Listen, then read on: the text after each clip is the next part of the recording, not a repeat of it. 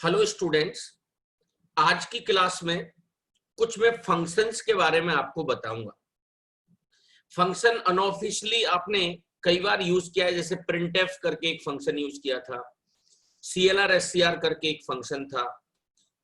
I have discussed about get ch function, but इनके बारे में मैंने अभी आपको कोई विस्तृत जानकारी नहीं दी और ना ही मैं आज आपको बहुत ज्यादा डेप्थ में लेके चलूंगा, बट हम एक लेवल डीपर चलेंगे। बट आगे चलकर मैं फंक्शंस के ऊपर प्रॉपर आपको चीजें पढ़ाऊंगा। फिलहाल आप ये समझ लीजिए कि फंक्शन की पहचान ये होती है कि उसके बाद ब्रैकेट का साइन होता है। फंक्शन की क्या पहचान होती है कि उसके बाद ब्रैकेट का साइन होता है। तो आप तो जैसे अर्जुन को आंख दिखती थी ना, जिस तरह से अर्जुन को आंख दिखती थी वैसे ही आपको यहां पर ब्रैकेट का साइन दिखना चाहिए। और मैं आपको बता दूं, फंक्शन से हम कोई स्पेसिफिक टास्क कर पाते। जब भी कभी फंक्शन का नाम होगा तो गारंटीड उसका काम भी होगा, गारंटीड उसका कोई ना कोई क्या होगा बेटा, काम भी होगा। जैसे ये कुछ commonly used pre defined function मैं आपको पढ़ा रहा हूं। प्री डिफाइंड का मतलब होता है जो चीज पहले से बनी बनाई हो, और ये फंक्शन आपके नहीं, ये सी में पहले से ही कुछ इनबिल्ट फंक्शन है। सी में पहले से ही ये कुछ इनबिल्ट फंक्शन है जिनके बारे में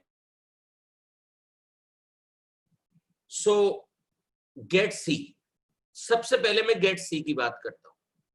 gate C is a predefined function. यह एक प्री डिफाइंड फंक्शन है, पहले से बनाया फंक्शन। और देखो नाम से ही पता लग रहा है कि ये कोई कैरेक्टर एक्सेप्ट करेगा। It is a predefined function that accept a character from the source.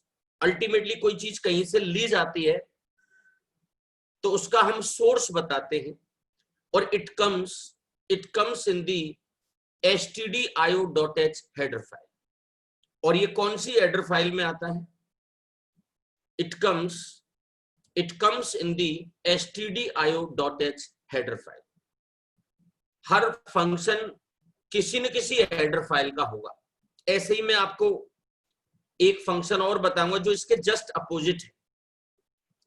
जैसे आपने यहाँ पे गेट सी पढ़ा, ऐसे ही एक पुट सी करके होता है। Put C is again a predefined function that is used to print a character on the specified reference. यहाँ पे आपको टारगेट बताना पड़ेगा। ये 2 पैरामीटर लेता है। ये कितने पैरामीटर लेगा बेटा? 2 पैरामीटर। एक तो जिस वैल्यू को आपको प्रिंट कराना है, या जिस वेरिएबल की वैल्यू को आपको प्रिंट कराना है, और दूसरा जिसके ऊपर आप उसे प्रिंट कराना चाहते हैं। तो पहला पैरामीटर क्या है? देखिए यहां पर मैं तो चाहूंगा इस वाली चीज को आप यहां से इधर कंटिन्यू करके लाएं। I am talking about this one.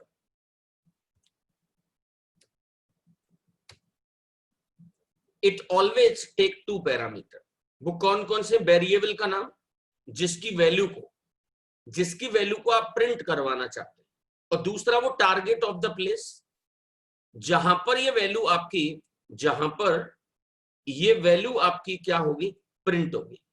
जहां पर ये वैल्यू आपकी क्या होगी बेटा? प्रिंट होगी। थोड़ा सा आगे चलना पसंद करेंगे, इसे समझिए। It always take 2 parameter. Variable का नाम that is to be printed, target of the place where to print the character. चलिए इसके ऊपर एक छोटा सा डेमो तो बनता है, जो कि आपको 2 चीजें ही पढ़ाएगा बस। गेट सी और पुट सी। नाम से ही पता लग रहा है, गेट सी कैरेक्टर लेने के लिए होता होगा, गेट सी कैरेक्टर लेने के लिए होता होगा, और पुट सी जो होगा, I am talking about the putc, वो कैरेक्टर को प्रिंट कराने के लिए होगा। वह कैरेक्टर को क्या कराने के लिए होगा? प्रिंट कराने के लिए होगा। इसके ऊपर एक छोटा सा डेमो डिस्कस करते हैं, उसे मैं आपको एक बार समझाते हुए चलूंगा। यहाँ पर वो सारे डेमोज मैंने बना रखे, मैं आपको एक बार थोड़ा सा ऐसे समझाता हूं, फिर आगे चलेंगे। These are some header files, stdio.h, conio.h, this is the main method। देखिए ये स्क्रीन को साफ करने के लिए होता है, सिंपल एक करेक्टर टाइप का एक वेरिएबल बनाया, ALFH का मतलब था अल्फाबेट। अब यहां पर आपको चीजों को समझना पड़ेगा, मैं थोड़ा डिक्टेट करना चाहूंगा, यहां पर थोड़ा सा एनोटेशन करते हैं। व्हाट इज ऑल अबाउट, जब भी कभी ये असाइनमेंट ऑपरेटर होता है, ध्यान रखना, ये मैंने अभी पढ़ाया नहीं है, बट इस ऑपरेटर को असाइनमेंट ऑपरेटर कहते हैं। और हमेशा इसमें जो राइट की वैल्यू होती है ना, राइट की RHS, वह वैल्यू हमारी लेफ्ट की तरफ आ जाती है। तो ये गेट सी नाम का एक फंक्शन है, गेट करो करेक्टर, और ये करेक्टर कहां से इनपुट लेता होगा पता है तुम्हें? std in से। From where it takes the input, ये कहां से इनपुट लेगा? कीबोर्ड से। It takes the input from what? From the keyboard. मैं इस std in की बात कर रहा हूं आपसे, ये कीबोर्ड से इनपुट लेता है। और वो वैल्यू, देखिए दो टर्म होते हैं भैया, एक होता है std in जो कि कीबोर्ड को रिप्रेजेंट करता है। किससे रिप्रेजेंट करेगा बेटा? कीबोर्ड को। और एक होता है हमारा std out जो हमारा किससे रिप्रेजेंट करता होगा पता है तुम्हें? मॉनिटर को। यहां से वैल्यू हमारी कहां पर आ गई होगी? इस जगह पे। ये मेरा पुट सी है, ये मेरा अल्फाबेट हुआ, और उससे कहां पर प्रिंट कराना चाहता हूं मैं आपका? std out पर। उस पुट सी से उस वैल्यू को हम कहां पर प्रिंट कराना चाहते हैं बेटा? std out पर। ये मेरा गेट ch है, एवरीबॉडी नोज दैट। तो क्यों ना मैं इस प्रोग्राम को आपको एक बार स्टेप बाय स्टेप चला के दिखाऊं। इस पूरे प्रोग्राम के अंदर ये दो चीजें इंपॉर्टेंट है, गेट सी में आपको सोर्स बताना पड़ता है, और पुट सी में जो भी वेरिएबल की वैल्यू आई है, और ये हमारा क्या है? std out है। तो क्यों ना इस चीज को स्टेप बाय स्टेप एक बार करें, हाउ वी डू इट, कैसे ये चीज होती होगी समझिए थोड़ा सा। सिंपल टर्बो C++ पर क्लिक किया, स्टार्ट टर्बो C++, बिल्कुल जीरो से चलते हुए चलेंगे। यहां पर हेडर फाइल लगाना हुआ आपको आ गया होगा शायद, हैश इंक्लूड stdio.h, और दूसरा आपका क्या होता है बेटा? Hash include conio.h।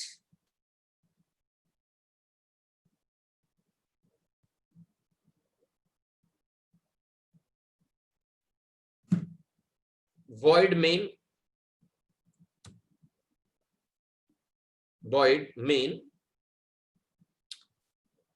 हम यहां पर आए और यहां पर मैंने कुछ चीजों को लिखा, जैसे मैंने कहा CLR SCR, एक वेरिएबल बनाया ALPH, और इस वेरिएबल में इस वैल्यू को रख लिया हमने, ALPH is equal to ALPH is equal to, और यहां पे क्या लिखा बेटा? गेट सी। इनपुट कहां से ले रहे थे आप? std in से, और इस वैल्यू को आपको बस प्रिंट कराना है। तो हमारे पास एक फंक्शन था पुट सी, किससे प्रिंट कराना था? ALPH को, और कराना कहां पर है? मॉनिटर पे। That's it. आप स्क्रीन को रोकना चाहते हैं तो गेट ch लगा दीजिए, देन डू दिस। अब आप इस प्रोग्राम को रन कराइए एक बार मेरे कहने से, Ctrl+F9, Alt F9 से कंपाइल होता। अब देखिए ये इंतजार कर रहा है, हमने वहां पर थोड़ा यूजर फ्रेंडली नहीं किया उसे, मैंने यहां पर P डाला, P and just press enter. देखो वही चीज प्रिंट हो गई।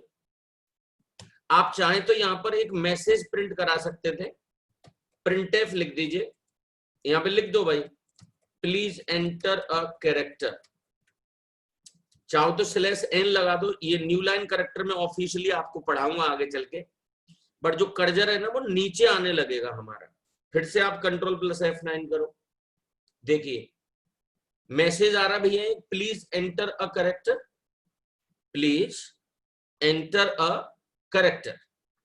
दूसरा, जैसे ही आपने कोई करेक्टर डाला, जैसे मैंने डी डाल दिया यहां पे, देन जस्ट प्रेस एंटर, देखिए वही चीज प्रिंट होकर आ गई। तो इंपॉर्टेंट इज नॉट कि यहां पर हम लोग कर क्या रहे हैं, इंपॉर्टेंट ये है कि आपने दो चीजों को सीखा, one is the getc और second one is the putc. दूसरा हमारा क्या था, पुट सी था। सो उम्मीद करूंगा कि आपको दो फंक्शन थोड़े थोड़े समझ में आए होंगे।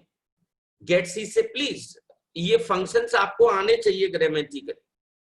गेट सी से हम करेक्टर इनपुट लेते हैं, और पुट सी से, I am talking about the putc, और पुट सी से हम लोग उस करेक्टर को क्या कराते हैं, प्रिंट कराते हैं। अब मैं थोड़ा सा आगे चलूंगा। It always take two parameter. It always take how many parameter? It always take two parameter. वो दो पैरामीटर कौन कौन से होते हैं भाई? वह है दो पैरामीटर कौन कौन से? एक तो वेरिएबल का नाम, ये चीजें अब हो गई है मेरी समझ में। अब मैं इसका एक्सटेंशन पढ़ाने जा रहा हूं आपको, पुट CHAR, पुट CHAR। देखिए ये तो सबको पता है कि चीजें प्रिंट कहां पर होती हैं भैया, मॉनिटर पर, तो उसे लिखने की जरूरत नहीं है। अगर आप पुट सी की जगह पर पुट CHAR का अगर यूज कराते हैं, with the help of this function we can write a character. With the help of this function we can write a character on the standard output device, जैसे monitor कहते हैं। this function internally use, वैसे ये कहा जाता है कि ये फंक्शन इंटरनली पुट सी का यूज करता है। आपको मैं तो सिंपल ये बता रहा था, देखो केयर्स एग्जांपल के तौर पे मेन बनाया पुट सी। अब ये देखो पूरी रामायण तो आपको लिखनी पड़ेगी, बट इस वाले प्रोग्राम में आपने एक चीज नोटिस की होगी कि यहाँ पे std आउट नहीं लिखा। नो नीड टू स्पेसिफाई, यहाँ पे लिख सकते थे आप, no need to specify std out.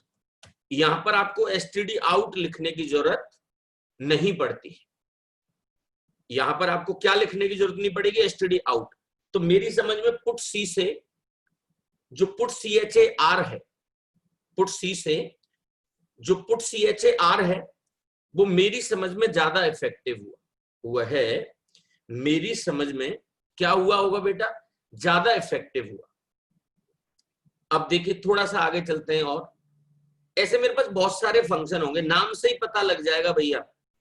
पहले आपने क्या पढ़ा था पता है, गेट सी, और अभी आप क्या पढ़ने जा रहे हैं, अभी आप क्या पढ़ रहे हैं, गेट एस। सी बोले तो करेक्टर, सी बोले तो करेक्टर, और एस बोले तो what, string. Get S is also a predefined function. ये एक प्री डिफाइंड फंक्शन है दैट एक्सेप्ट द स्ट्रिंग, जो कि एक स्ट्रिंग एक्सेप्ट कर रहा है।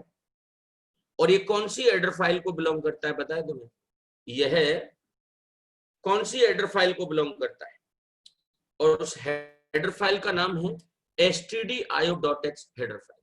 वो कौन सी हेडर फाइल को बिलोंग कर रहा है भाई साहब, stdio.h को। इसी के जस्ट अपोजिट, जैसे वहां गेट सी और पुट सी था ना, वैसे ही दो फंक्शन होते हैं भैया, गेट एस और put S. What exactly is the function का नाम, put S. It is also a predefined function from the stdio.h header file, and it print the string on the console. इसके ऊपर भी एक छोटा सा प्रोग्राम है जो मुझे आपको बेसिकली बताना है, प्रोग्राम 3 देख लेते हैं एक बार इसे। This is one header file, आप चाहो तो वो पूरा आप लिख सकते हैं, हैश इंक्लूड conio.h, मेन बन गया केर और इन अंडरस्कोर str और उसके स्क्वायर ब्रैकेट में हमने क्या दे दिया बेटा 20। अब यहां पर मैंने क्या बोला आपसे, enter a string, enter a string, और यहां पर हमने स्ट्रिंग को ले लिया। यहां पर हमने देखिए पुटेस प्रिंटफ भी लगा सकते थे वैसे आप, देखिए स्पेस तो अलाउड नहीं, तो नॉर्मली हम लोग अंडरस्कोर का साइन लगा देते हैं, और जो भी वैल्यू इसके अंदर आ रही होगी, जो भी वैल्यू इसके अंदर आ रही होगी उसी को हमने प्रिंट करा दी। तो आपको तो मैं तो गेट टेस्ट और पुट टेस्ट बताने की बात कर रहा हूं। इसके ऊपर भी एक छोटा सा प्रोग्राम बनाया जा सकता है, ये तो कॉमन ही रखेंगे आप लोग, CLR SCR हो गया, और वेरी बॉटम आपने किसका यूज किया भाई साहब, गेट CH का। जब मैं कोड ब्लॉक का यूज करूंगा तब हम इन चीजों का यूज नहीं करेंगे। फिलहाल इस प्रोग्राम के अंदर मैं आपको दो चीजें पढ़ा रहा हूं, तो क्यों ना मैं आपको इसे करके दिखाऊं एक बार। आप यहीं आ जाइए, इसे बड़ा करना होता है ना, जैसे ये छोटी सी स्क्रीन हो गई है, तो ऑल्ट एंटर करके एक शॉर्टकट होता है। क्या शॉर्टकट होता होगा बेटा, ऑल्ट एंटर। अभी मेरा शायद स्क्रीन नहीं आ रहा होगा, if my screen is not visible, जैसे मेरा लाइक फेस अगर नहीं आ रहा है, तो आप एक बार चैट बॉक्स में यस लिखिए आप please, if my face is not available then yes लिखिए। मैं देखना चाहता हूँ इसमें ग्राफिक्स का सपोर्ट है या नहीं है।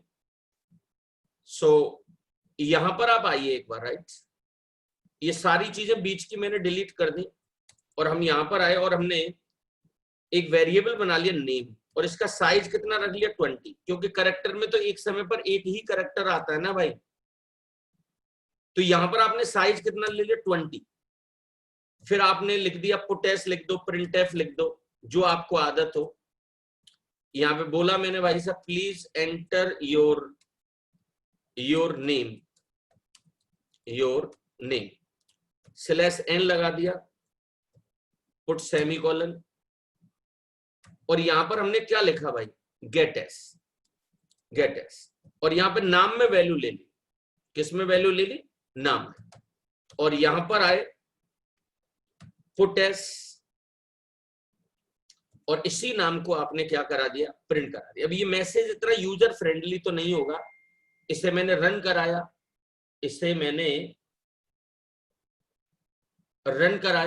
एंटर योर नेम, और यहां पर मैंने नाम लिखा जैसे RS पहलवार,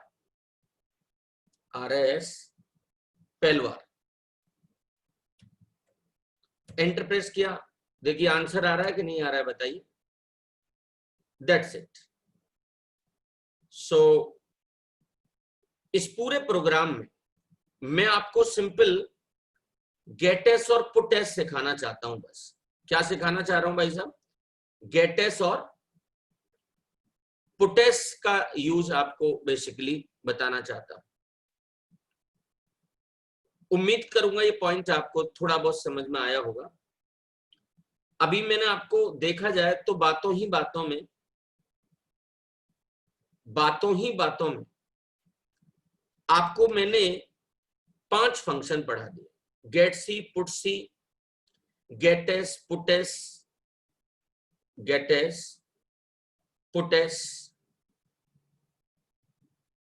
और उसके बाद गेटेस, पुटेस, और एक पुट CHAR करके मैंने बताया। यहां पर मैं कुछ टाइप्स ऑफ फंक्शंस की बात करता हूं। फंक्शन के भी बेसिकली टाइप होते हैं भैया, फंक्शन के भी एज सच क्या होते होंगे, टाइप होते हैं। सो वो क्या टाइप है वो मैं आपको बताना चाहता हूं। एक होते हैं अनफॉर्मेटेड फंक्शन, और एक फंक्शन हमारा कौन सा होता है, फॉर्मेटेड होता है।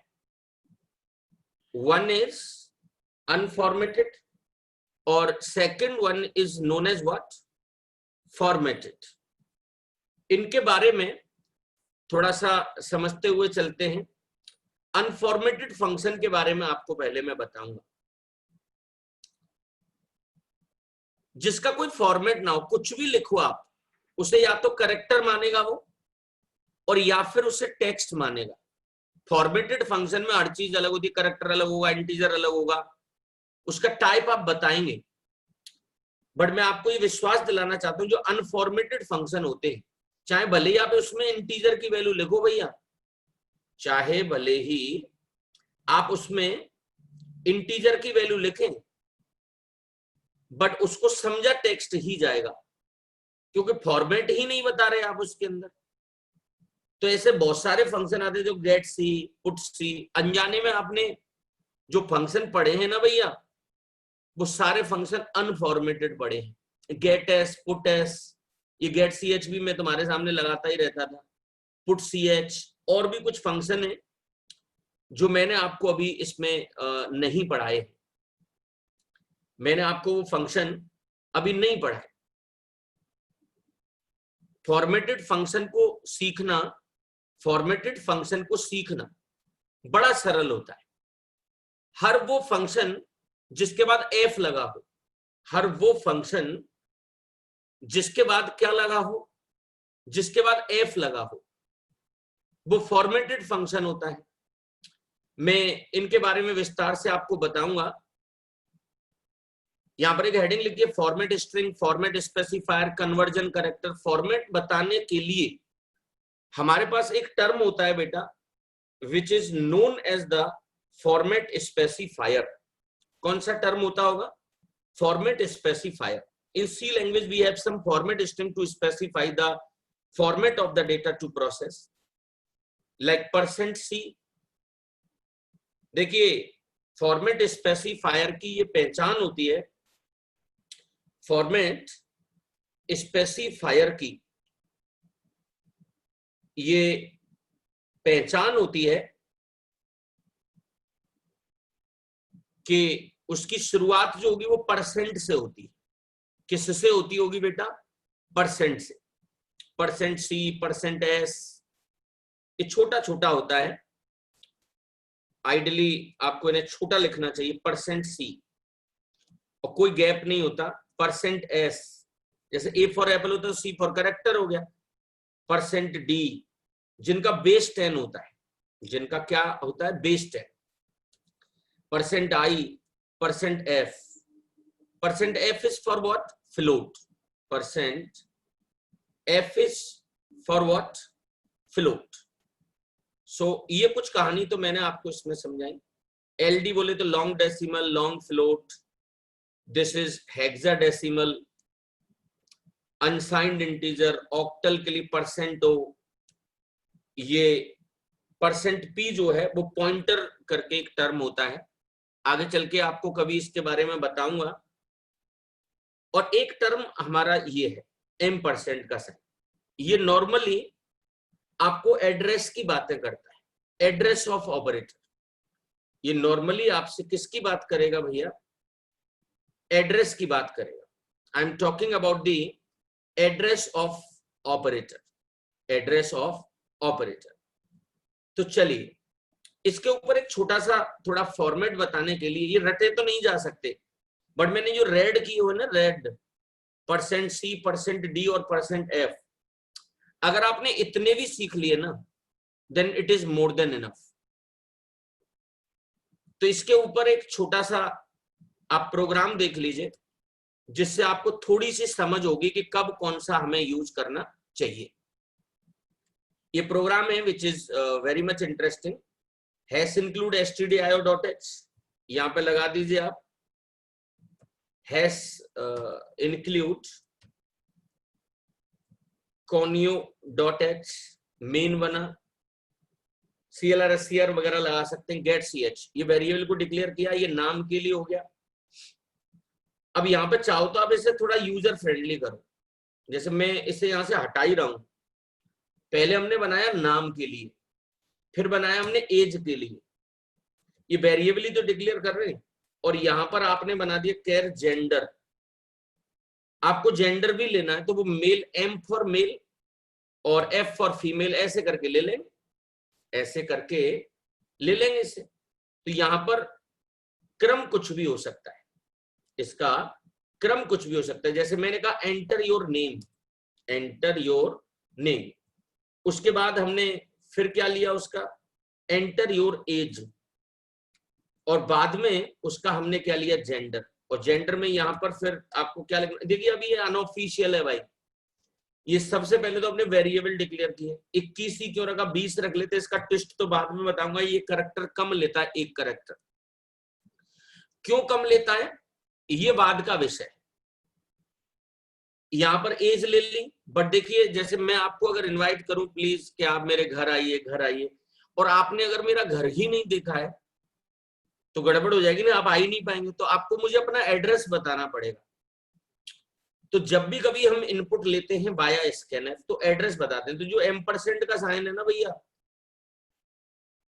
which is known as the address of operator, उसे बेसिकली हम लोग क्या कहते होंगे बेटा, एड्रेस ऑफ ऑपरेटर कहते हैं। ऐसे ही मैंने एज ले ली, जेंडर ले लिया, यहां पर क्या बोला था, योर नेम इज, ये मेरा परसेंट एस है, जेंडर इज परसेंट सी हो गया, और योर एज इज, ये भी हमारा क्या हो गया बेटा, परसेंट डी हो गया। मैं तो आपसे ये कहूंगा your name is this one, gender is this one, age is this one. तो आप देखिए जो नाम वाली वैल्यू है ना, नाम वाली, वो तो आ जाएगी इस जगह पे, ये प्लेस होल्डर की तरह काम करते, थोड़ा ट्रिकी जरूर होगा आप लोगों के लिए। जेंडर जो है वो इस जगह पे आ जाएगा, और एज हमारी इस जगह पर आ जाएगी। कोई भी क्रम में आप चीजों को लिख सकते हैं, ये नहीं है कि जिस क्रम में आपने वैल्यू को लिया है, यहाँ पर सी एच की जगह पर अब आप क्या कर देना, जेंडर। आपको ईमानदारी से घर पे जाके इसे एक बार करना चाहिए, मैं आपके सामने ये करके दिखाना चाहता हूँ।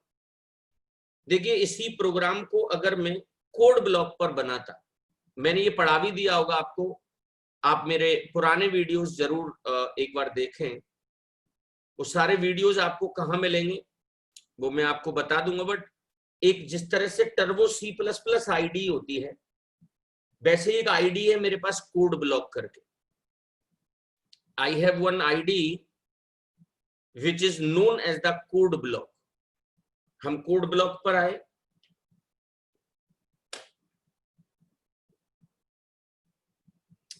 यहां पर आके आप फाइल में जाएं, न्यू पर क्लिक करें, और एम्प्टी फाइल सेव करा लो, चाहो तो कंट्रोल एस। नॉर्मली बच्चों के काम ई ड्राइव में करता हूं, यहां पे कुछ भी लिख दो, डेमो सी, एंटर प्रेस कर दिया, और जो कोड आपने अभी मैंने आपको पढ़ाया है वही कोड यहां पर लेके आ गया। रन कराने का यहां पर ये है, ये एरो सा बना हुआ, रन, यस कर दो, देखिए आ रहा है एंटर योर नेम। तो मेरा नाम क्या है भाई, मैंने लिखा डीडी सिंह। अब देखिए कुछ गड़बड़ हो गई, जैसे ही मैंने डीडी सिंह लिखा उसने एज और जेंडर पूछा ही नहीं कम वक्त ने मुझसे। इसके पीछे क्या लॉजिक रहा, इसके पीछे क्या लॉजिक है, एक्चुअली डीडी सिंह तो चला गया होगा नाम में, यहां पे समझो आप, एंटर योर नेम यहां आ गया, बट मैंने उसके बाद एंटर भी तो प्रेस किया था, तो वो चला गया होगा एज में। तो यहां पर एक फंक्शन होता है मेरी समझ में, और उस फंक्शन का नाम होता है F plus.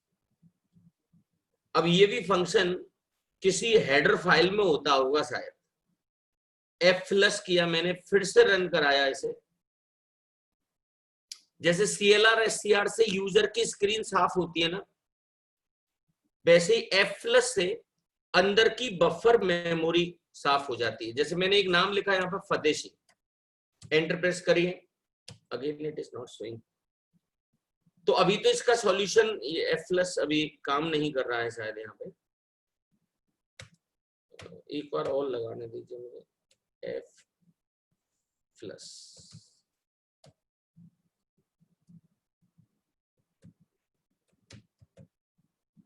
stdin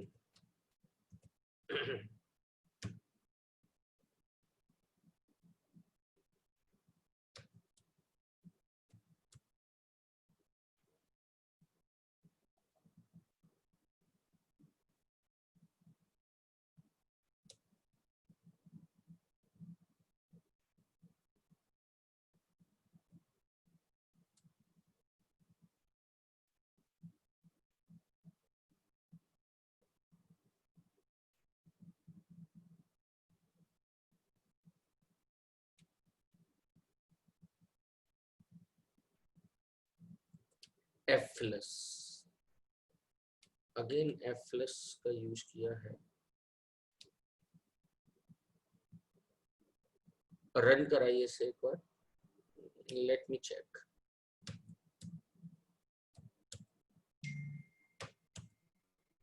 now it is working, अभी काम कर रहा है। सो इसके ऊपर थोड़ा सा वर्क करेंगे। अभी फिलहाल आप ऐसा समझ लीजिए कि मुझे मजबूरी बस इसमें एफ प्लस लगाना पड़ा है। यहां पर समझने वाली बात क्या है, जैसे मैं तो आपको फॉर्मेट स्पेसिफायर पढ़ाना चाहता हूं अभी। एस इज फॉर स्ट्रिंग, ये देखो इंटीजर के लिए है और ये कैरेक्टर के लिए है। प्रिंट कराने का तरीका योर नेम इज, यहां पे नाम आ जाएगा, जेंडर इज, इस जगह पे जेंडर आ जाएगा, और यहां पर हमारी क्या आ जाएगी, एज आ जाएगी। फॉर्मेट स्पेसिफायर आपको थोड़ा सा समझाना चाह रहा था। जब आप कभी वैल्यू का क्या बताना चाहते हो, फॉर्मेट बताना चाहते हो, what you are interested in the format. जब आप कभी फॉर्मेट में इंटरेस्टेड, अब बात आती है how to process a number. आखिर में हम किसी नंबर को कैसे प्रोसेस करते हैं, हाउ। अब देखिए आपके सामने छोटा सा एक प्रोग्राम है। ये प्रोग्राम आपको ईमानदारी से मैं एक बार बना के दिखाता हूं कि write a program to accept 2 number from the keyboard and calculate the sum of it, और आप उनका सम कैलकुलेट करो और उसे प्रिंट कराओ। So it's super easy. क्या करना चाहिए भाई, चलिए पहले तो मैं आपको ये यहां से टर्बो से बाहर निकल जाते हैं। चलिए एक बार क्विट कर दिया इसे, राइट। कोड ब्लॉक पर आइए आप लोग, right. This is the code block. आप चाहें तो सारी चीजें हटा दें, और आपको एक अंदर की बात बताऊं, यहाँ पे कोनियो फोनियो भले ही मत लगाओ। stdio.h void main।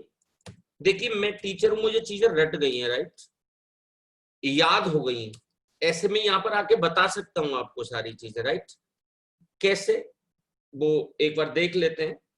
जैसे मैंने पहले तो वेरिएबल बना दिया, int num1 comma num2 comma result. इसे वेरिएबल का डिक्लेरेशन कहते हैं। 3 वेरिएबल बना दिए। अब यहां पर लिखा print F enter 2 number, slash N से हम नई लाइन पर आ जाते हैं। इसे देखकर कोई इंसान 2 इनपुट ले लेगा। अब ये स्कैनएफ मैंने ऑफिशियली आपको नहीं पढ़ाए, सीखेंगे। अब जैसे 2 इनपुट ले रहे हैं ना, तो आपको 2% डी लगाने पड़ेंगे। कितने इनपुट ले रहे हैं हम, 2। कॉमा लगाइए, और इनपुट लेने के लिए हमें एड्रेस बताना पड़ता है। एक तो हमें num1 में लेना था, और दूसरा हमें कहां लेना था, num2 में। अब यहां पे बहुत सारी चीजें आपके लिए नई होंगी। सबसे पहले how to declare the variable. ये क्या हो गया बेटा, वेरिएबल डिक्लेरेशन। ये एक मैसेज प्रिंट करा दिया। इसे देखकर इंसान क्या डालेगा, 2 नंबर डालेगा, तो उनका फॉर्मेट बताओ, %d। तो ये M% num1, पहले num1 का एड्रेस बताना पड़ेगा, ऐसे आपको, ऐसे num2 का एड्रेस बताना पड़ेगा। जब दोनों वैल्यू आपने ले ली, तो result is equal to num1 plus num2। जो भी num1 में वैल्यू आई होगी, ऐसे करके 2 वेरिएबल बन गए होंगे ना भाई, ऐसे करके 2 वेरिएबल बन गए होंगे यहाँ पे। जैसे एक वेरिएबल हमारा ये बन गया होगा, इसका नाम क्या है भाई, num1, और ऐसे ही एक दूसरा वेरिएबल बन गया होगा जिसका नाम क्या है, num2। एक हमारा क्या हो गया, num1 हो गया, और दूसरा हमारा क्या हो गया बेटा, num2। तो num1 में आपने यहाँ पे 10 रख दिया मान के चलो, और यहाँ पे 20 रख दिया। मेरा विश्वास करिए दोनों वैल्यू जुड़ जाएंगे और वो रिजल्ट में आ जाएंगे। तो एक वेरिएबल और बना आपका, जिसका नाम आपका क्या है, जिसका नाम है आपका रिजल्ट, और यहां पर आके रिजल्ट आपका स्टोर हो गया। अब चाहो तो आप इसे प्रिंट करा सकते हैं। व्हाट यू कैन डू, आप इसे प्रिंट करा सकते हो। प्रिंट कराने के लिए क्या, प्रिंट एफ, यहां पे लिख दीजिए भाई the result is, double quotes में आप कुछ भी लिखते हैं ना, कुछ भी, वो एज इट इज स्क्रीन पर प्रिंट हो जाता है, कॉमा, और इस रिजल्ट को हम लोग क्या करा देंगे, प्रिंट करा देंगे। एक बार देखिए आप इसे, रन कराया, एंटर, देखिए अब ये पुराना उठा लेता है कमबख्त, राइट। तो यही एक इश्यू हो सकता है उसमें, बिल्ड एंड रन करो, यहाँ पे बिल्ड एंड रन, यहाँ पे चलाया, वो यही गड़बड़ होगी, एफ प्लस नहीं तो कारगर तो है भाई। एंटर टू नंबर 10, चाहो तो स्पेस से सेपरेट करा लो, चाहो तो एंटर प्रेस करा लो, 10 और 20, एंटर प्रेस किया, द रिजल्ट इज व्हाट, 30। ये इस पे मत जाना, process return blah blah, execution time is that, इस पर आपको नहीं जाना है भाई। उम्मीद करूंगा ये पॉइंट आपको थोड़ा सा जरूर समझ में आया हो। ये कुछ छोटी छोटी कहानियां हैं जो मैंने आपको इसके अंदर बताई हैं, दैट्स इट। आप इतना करके आना, बहुत सारी नई चीजें हैं, ये मैं थोड़ी देर में आपको अभी शेयर करवा दूंगा। आज के लिए इतना ही रखते हैं, थैंक यू सो मच। कल मेरी मुलाकात पाइथन के बैच में होगी आपसे।